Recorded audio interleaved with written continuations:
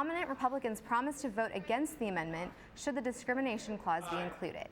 An amendment that did make it to the bill concerns H-1B visas. In its current form, the limit of high-tech visas would be raised.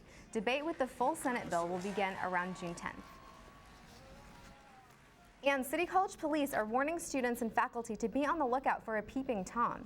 On Tuesday, William Brown was identified as the individual who was spying on women using the restroom on the second floor of the EM building. If he's spotted, contact the campus police immediately at 619-388-6405. And 2 women won elections in San Diego this week. Myrtle Cole became the first African-American woman elected to the San Diego City Council.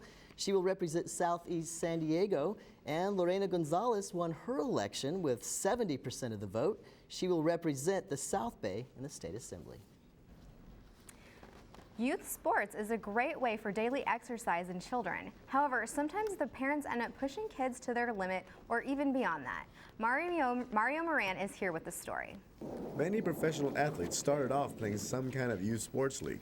Whether it was soccer, football, or baseball, the initial practice existed. Parents would take their kids to practice, buy them uniforms, while the kids went out and performed to their full potential, although sometimes parents can get carried away and lose sight on what's really important. Youth soccer coach Jorge Gomez expressed how he feels about the situation and what he sees on the sidelines. When they come in, I teach them a mental way up to play the game. And actually, when they're playing the game, they start yelling, giving us different directions. And that changed the whole scope of whatever I wanted to do. It appears that many parents today are pushing their kids into sports to fulfill some kind of lost dream or opportunity that they themselves couldn't accomplish. This causes the children to not only resent the game, but their parents as well. I think eminently we all do at some point. They look to try to push their children, and sometimes we can damage them because we push a little too hard. The main intention for these youth leagues is to teach kids about teamwork, competition, and most importantly, getting some exercise. Somewhere along the line, it has gone off track and focused more on the competitive aspect while ignoring the purpose of camaraderie. It's not about winning or losing, but at the end, you really want to win. This is Mario Moran reporting for Newscene. When it comes down to it, these games were made to help children. They develop young athletes into strong competitive team players that will develop into strong members of society. And I heard a San Diego Charger was caught wearing a Raiders hat. Taylor Brink is joining us here with the latest in sports. What's going on, Taylor? Yes, you are correct. Rookie Keenan Allen was caught wearing a Raiders hat on a picture posted on Twitter.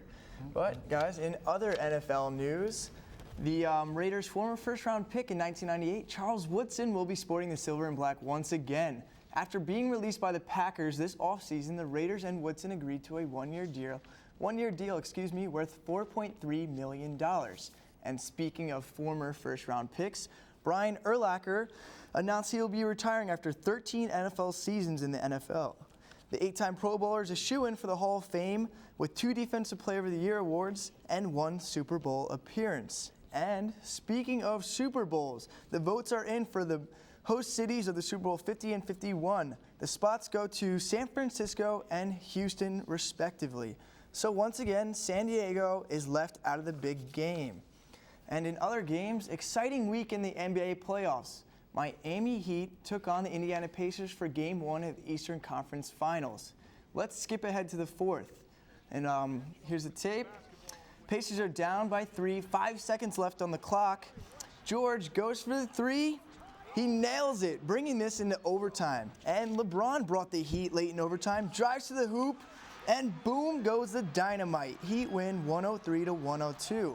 On the other side of the coast, San Antonio Spurs versus the Memphis Grizzlies. They had an intense matchup for Game 2 of the Western Conference Finals. Grizzlies bring it to overtime with a beautiful right-hander from Conley, and the man, the legend, Tim Duncan, putting things to an end. Spurs came away with this one, leading the series 2-0. And the NHL playoffs. Let's take it to the ice for the round 2 of the conference semifinals. New York Rangers had a win-or-go-home game last night against the Bruins. A little back-and-forth goal-scoring action in the third. Bruins Zegan passes to Hamilton and back to Zegan for a classic give-and-go. Rangers came right back at him. Derek Stepan to Boyle with the one-timer and goal. We go into overtime. New York's Nash up the right side to Crater. Wait for it, and yes, goal. Rangers keep it alive for Game 6 on Saturday. And here's some highlights of the California rivalry between the LA Kings and the San Jose Sharks. This one was a little one-sided, wouldn't you say? And Kings took this one 3-0 and lead the series 3-2. The United States Golf Association has announced it will adopt Rule 14.1b, which prohibits the use of anchored putting. The announcement was made after 4 of the last 6 major winners used the anchored stroke. The new rule change will take effect in 2016. Staying on the greens, the rivalry between Tiger Woods and Sergio Garcia reached a boiling point after Garcia made a stereotypical slur. A reporter had asked Garcia if Garcia would have Tiger over during the U.S. Open. Garcia responded by saying, quote, "We will serve fried chicken," end quote. Garcia has since apologized for his comments. Well, excuse me guys, but that's a pretty low blow, especially for a gentleman's game like golf. Yes, that definitely is. We'll be right back after this break. For you. Hey, Mom. You know,